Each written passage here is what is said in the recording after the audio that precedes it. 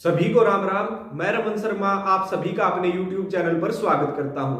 जैसा कि आप सभी लोग जानते हैं, हम इतिहास के अंतर्गत प्राचीन इतिहास के बारे में पढ़ चुके हैं, मध्यकालीन इतिहास के बारे में पढ़ चुके हैं। अब हम आधुनिक भारत का इतिहास शुरू करने जा रहे हैं। आज हमारी आधुनिक भारत के इतिहास की पहली वीडियो होने वाली है। इसके अंदर हम किसके बारे में पढ़ेंगे? भारत में यूरोपीय कंपनियों के बारे में पढ़ेंगे। भारत के अंदर यूरोपीय कंपनियां आई थी, फिर हमारे देश के ऊपर अंग्रेजों ने काफी सालों तक राज किया। उन सभी टॉपिक्स को आधुनिक भारत के अंतर्गत रखा गया है। तो हम आधुनिक भारत के बारे में पढ़ेंगे। तो सबसे पहले बात करते हैं, ये यूरोपीय कंपनियां भारत के अंदर कैसे आई। जैसा कि आप सभी लोग जानते हैं, यूरोप के अंदर सर्दियां बहुत ज्यादा होती है, तो वहां का खाना उनको ऐसा खाना चाहिए जिसके अंदर मसाले ज्यादा हो, और मसालों का सबसे बड़ा उत्पादक देश कौन है? भारत है। तो उनको क्या चाहिए थे? मसाले चाहिए थे। तो उन लोगों को कहां पर आना था? भारत में आना था, यूरोपीय लोगों को मसालों के लिए। और भी अन्य चीजों का व्यापार उन लोगों को करना था, लेकिन उन्हें यह पता ही नहीं था कि भारत कहां पर है। इसलिए यूरोप के कुछ यात्री ऐसे हुए हैं जो भारत की खोज के ऊपर निकले। तो 1492 में एक यात्री था,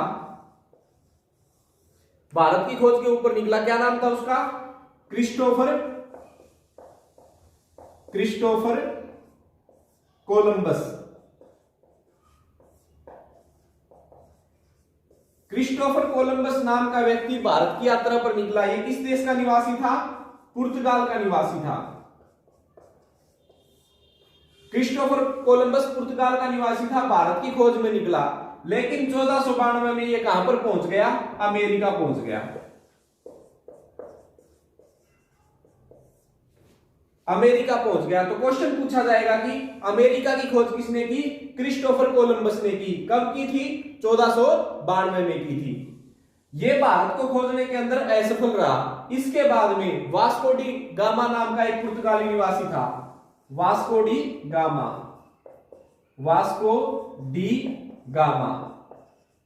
यह भारत की खोज पर निकला। यह भारत पहुंचा था 1498 में। आपने एक जोक सुना होगा, टीचर बच्चे से पूछता है वास्को डी गामा भारत कब आया, तो वो कहता है जी जाड्या में आया, क्योंकि उसने कोट पहन रखा था। लेकिन अब आपको क्या आंसर बताना है? 1498 में आया। वास्को डी गामा भारत कब आया? 1498 में आया। तो क्वेश्चन पूछा जा सकता है कि भारत की खोज किसने की थी? वास्को डी गामा ने की थी। क्लियर है? 1498 में। आगे बढ़ते हैं। क्वेश्चन क्या पूछा जा सकता है? क्वेश्चन पूछा जा सकता है कि भारत में सबसे पहले कौन से यूरोपीय यात्री आए थे? तो सबसे पहले आए थे पुर्तगाली। पुर्तगाल देश के लोग आए तो उन्हें क्या कहा गया? पुर्तगाली। पुर्तगालियों के बाद कौन आया? उसके बाद आए डच। डचों के बाद कौन आया भारत में? अंग्रेज आए। अंग्रेजों के बाद आए फ्रांसीसी, और फ्रांसीसियों के बाद कौन आया था? डेनिश लोग आए थे। पुर्तगाली पुर्तगाल से आए थे, डच आए थे नीदरलैंड से, अंग्रेज आए थे ब्रिटेन से, और फ्रांसीसी आए थे फ्रांस से, और डेनिश लोग आए थे डेनमार्क से। तो सबसे पहले हम पुर्तगालियों के बारे में बात करेंगे। आज हम पुर्तगालियों से संबंधित सभी क्वेश्चंस पर बात करेंगे। तो सबसे पहले क्वेश्चन क्या बनेगा कि यूरोप से भारत आने वाला प्रथम व्यक्ति कौन था? तो वो था वास्को डी गामा।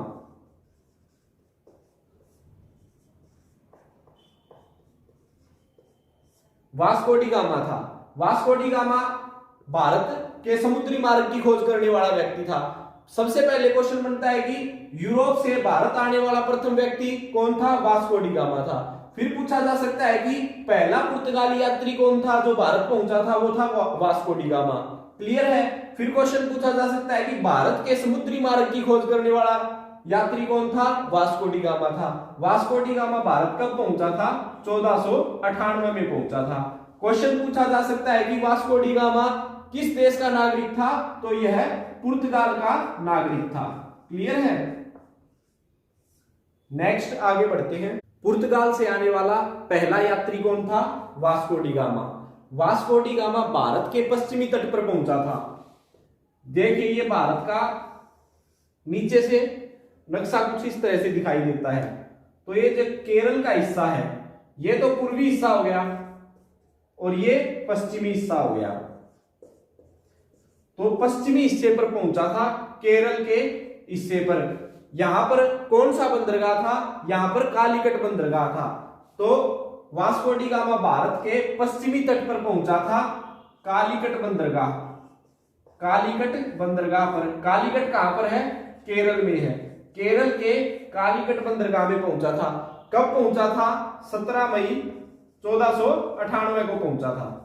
क्लियर है? वास्को डी गामा केरल के कालीकट बंदरगाह पर 17 मई 1498 को पहुंचा था। अब वास्को डी गामा जब भारत के लिए यात्रा पर आया था तो इस यात्रा के अंदर उसकी सहायता किसने की थी? गुजराती पथ प्रदर्शक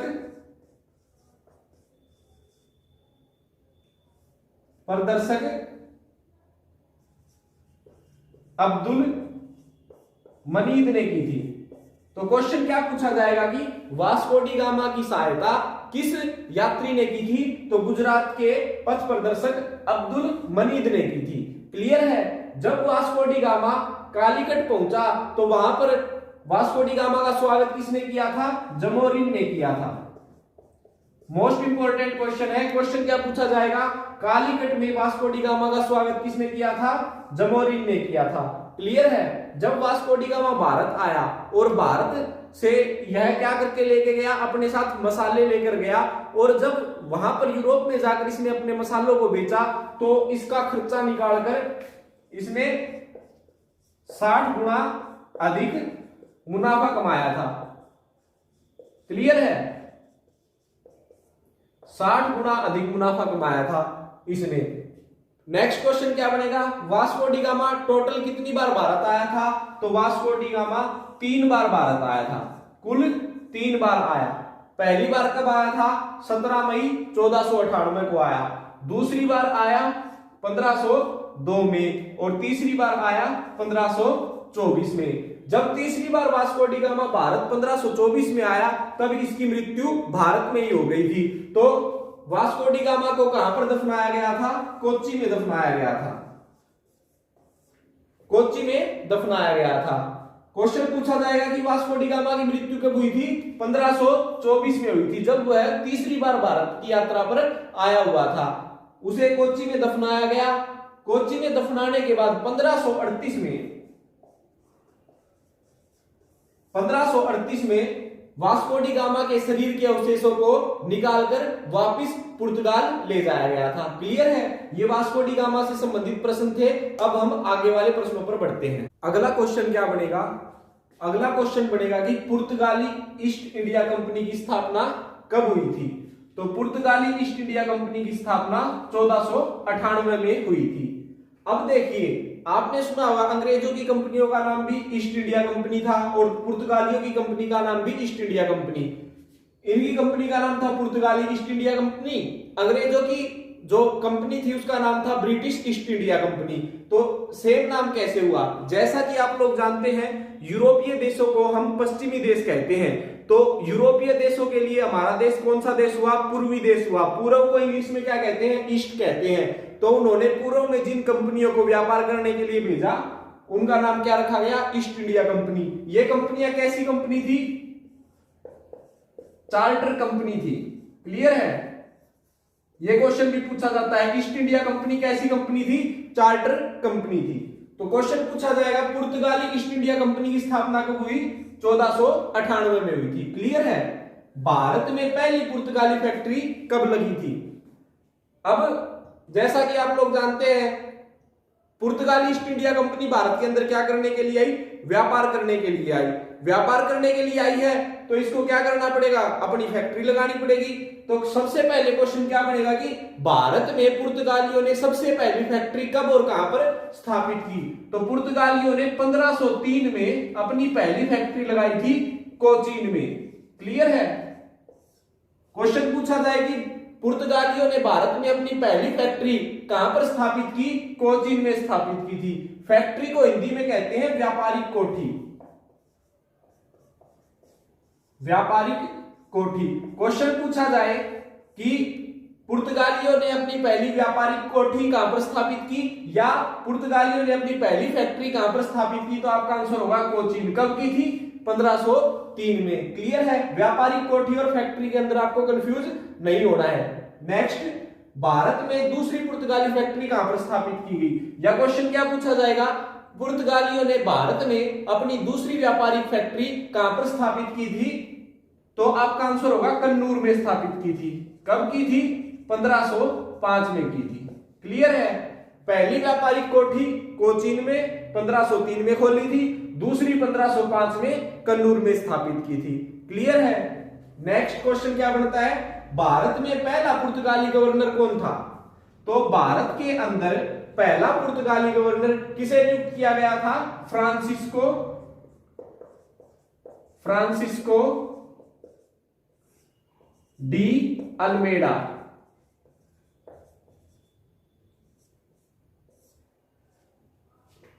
फ्रांसिस्को दा अल्मेडा या फ्रांसिस्को डी अल्मेडा को भारत के अंदर पहला पुर्तगाली गवर्नर नियुक्त किया गया था। कब नियुक्त किया गया था? 1505 में नियुक्त किया गया था। और इसका कार्यकाल कब तक रहा था? 1505 से 1509 तक रहा था। क्लियर है? तो क्वेश्चन पूछा जाए कि भारत के अंदर पहला पुर्तगाली गवर्नर किसे नियुक्त किया गया? फ्रांसिस्को डी अल्मेडा को नियुक्त किया गया था। कब किया गया था? 1505 में किया गया था। फिर पूछा जा सकता है कि फ्रांसिस्को डी अल्मेडा जो पुर्तगाली भारत में पहला पुर्तगाली गवर्नर था, उसका कार्यकाल कब से कब तक रहा था? 1505 से 1509 तक रहा था। अब फ्रांसिस्को डी अल्मेडा ने भारत के अंदर ऐसा क्या काम किया था जो क्वेश्चन के अंदर पूछा जा सके? तो सबसे महत्वपूर्ण प्रश्न इससे एक ही बनता है, वो है कि गुजरात व मिस्र जिसे इजिप्ट भी कहते हैं, गुजरात व मिस्र के संयुक्त बेड़े को हराया था। किसने हराया था? फ्रांसिस्को डी अल्मेडा ने हराया था। पुर्तगालियों का युद्ध हुआ था गुजरात व मिस्र की संयुक्त सेना के साथ, जिसे फ्रांसिस्को डी अल्मेडा ने हरा दिया था। कब हराया था? 1509 में हराया था। क्लियर है? इस युद्ध के बाद फ्रांसिस्को डी अल्मेडा का कार्यकाल समाप्त हो गया था। फिर भारत के अंदर दूसरा पुर्तगाली गवर्नर किसे बनाया गया था भाई? तो आपका आंसर होगा अल्फांसो दा अल्बुकर्क।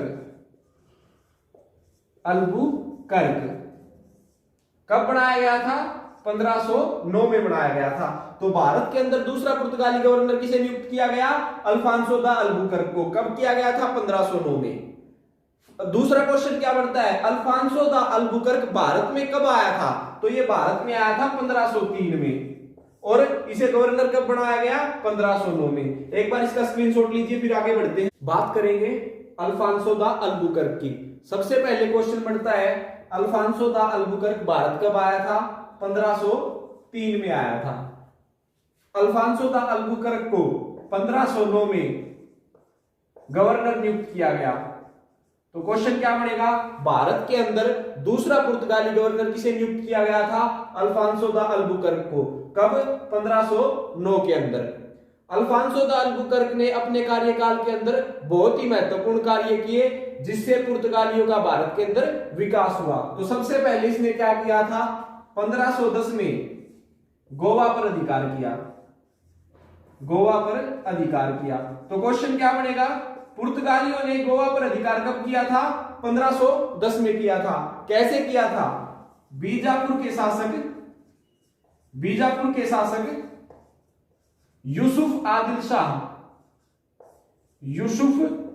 शाह को हराकर 1510 में गोवा पर अधिकार किसने किया था? अल्फांसो दा अल्बुकर्क ने किया था।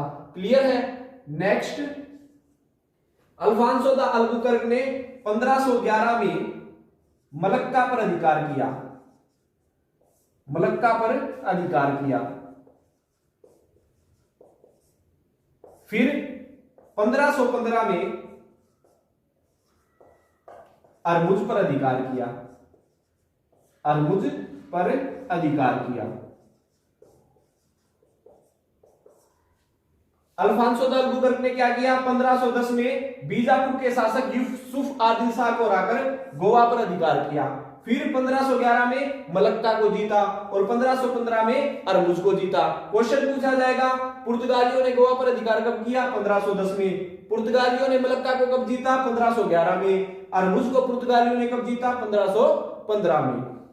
गोवा पुर्तगालियों का प्रमुख केंद्र था, तो पुर्तगालियों ने क्या किया? गोवा को अपनी राजधानी बनाया। तो पुर्तगालियों ने गोवा को अपनी राजधानी कब बनाया था? 1530 में बनाया था। और उस समय गोवा घोड़ों के आयात का प्रमुख स्थान था, आयात का प्रमुख केंद्र था, प्रमुख केंद्र था। क्वेश्चन पूछा जाएगा कि जब यूरोपीय कंपनियां भारत में आई उस समय घोड़ों के आयात का प्रमुख केंद्र कौन सी जगह थी? तो गोवा थी। जो पुर्तगाली थे, इनकी नौसेना बहुत ही ताकतवर थी, इसलिए इन्होंने घोड़ों के आयात पर अपना एकाधिकार कायम कर लिया था। पुर्तगाली स्वयं को क्या कहते थे? सागर का स्वामी कहते थे, सागर का स्वामी कहते थे। क्लियर है? तो सागर का स्वामी कौन सी यूरोपीय कंपनी स्वयं को कहती थी? पुर्तगाली कहते थे। क्लियर है? नेक्स्ट, पुर्तगालियों ने आगे क्या किया? तो पुर्तगालियों ने 1535 में दीव पर अधिकार किया, दीव पर अधिकार किया। फिर 1559 में दमन पर अधिकार किया, दमन पर अधिकार किया। क्वेश्चन क्या पूछा जाएगा? पुर्तगालियों ने दीव को कब जीता था? 1535 में। दमन को कब जीता था? 1559 में। क्लियर है? गोवा, मलक्का, हरमुज, दीव और दमन सबके आपको सन याद होने चाहिए, सीधे क्वेश्चन पूछ लिए जाते हैं। एक बार स्क्रीनशॉट लीजिए, फिर आगे बढ़ते हैं। पुर्तगालियों ने 1510 में गोवा को जीता था, तो इसमें अल्फांसो द अल्बुकर्क की सहायता किसने की थी? तिमैया नाम के एक हिंदू ने की थी। क्लियर है? ये क्वेश्चन रह गया था आपका, तो ये याद कर लीजिएगा। कई बार क्वेश्चन पूछा गया है कि जब अल्फांसो द अल्बुकर्क ने बीजापुर के सुल्तान यूसुफ आदिल शाह को युद्ध में हराकर गोवा को 1510 में जीता, तो उस समय किस हिंदू ने अल्फांसो द अल्बुकर्क की या पुर्तगालियों की सहायता की थी? तिमैया हिंदू ने की थी। क्लियर है? नेक्स्ट आगे बढ़ते हैं। आगे बात करते हैं कि पुर्तगालियों ने भारत के अंदर क्या क्या काम किया है। पुर्तगालियों ने भारत के अंदर तंबाकू की खेती की, तंबाकू की खेती की शुरुआत की। जब पुर्तगाली भारत आए थे तो अपने साथ वो तंबाकू लेकर आए थे। आजकल युवा हुक्का पीते हैं और कहते हैं कि ये हरियाणा की पहचान है, लेकिन हरियाणा की पहचान हुक्का नहीं है। हरियाणा की पहचान है दूध दही का खाना और नंबर 1 हरियाणा।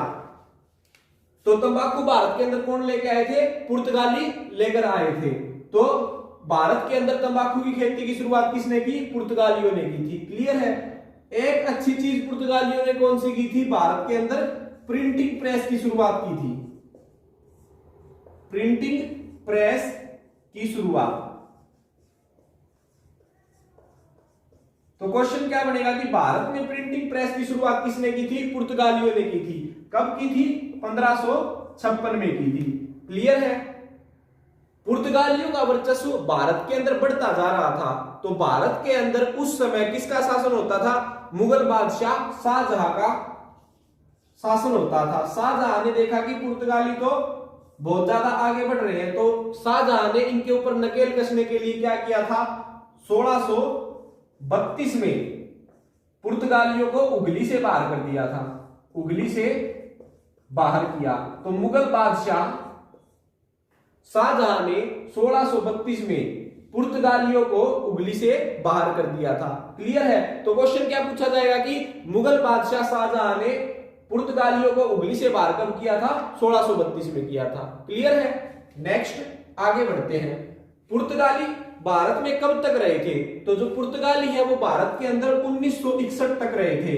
यानी ये ऐसे यूरोपीय थे जो भारत के अंदर सबसे पहले आए थे और सबसे अंत तक रहे थे। आए कब थे? 1498 में और गए कब? 1961 में। सबसे लंबा समय। भारत आजाद हो गया था 1947 में, लेकिन ये 1961 तक रहे थे। इनके पास, पुर्तगालियों के पास अंतिम रूप से क्या क्या चीज बची हुई थी? गोवा, दमन और दीव बचे हुए थे। ये 3 स्थान इनके पास थे। तो भारत सरकार ने क्या किया था? सैन्य हस्तक्षेप किया था। कब किया था? 19 दिसंबर 1961 को भारत सरकार ने सैन्य हस्तक्षेप करके पुर्तगालियों से गोवा, दमन और दीव को लेकर भारत के अंदर शामिल किया था। क्लियर है? भारत के अंदर एकमात्र पुर्तगाली बस्ती है, उसका नाम क्या है? सन थोमे। एक बार इसका स्क्रीनशॉट लीजिए। तो आज हमने भारत के अंदर यूरोपीय यात्रियों के अंतर्गत आए हुए पुर्तगालियों के बारे में पढ़ा। नेक्स्ट वीडियो के अंदर हम डचों के बारे में पढ़ेंगे, क्योंकि पुर्तगालियों के बाद भारत के अंदर डच आए थे। आशा करता हूं आपको यह वीडियो अच्छे से समझ में आ गई होगी। इन सभी प्रश्नों को अच्छे से याद कर लीजिएगा। वीडियो को लाइक करें और शेयर करें। धन्यवाद। जय हिंद, जय भारत।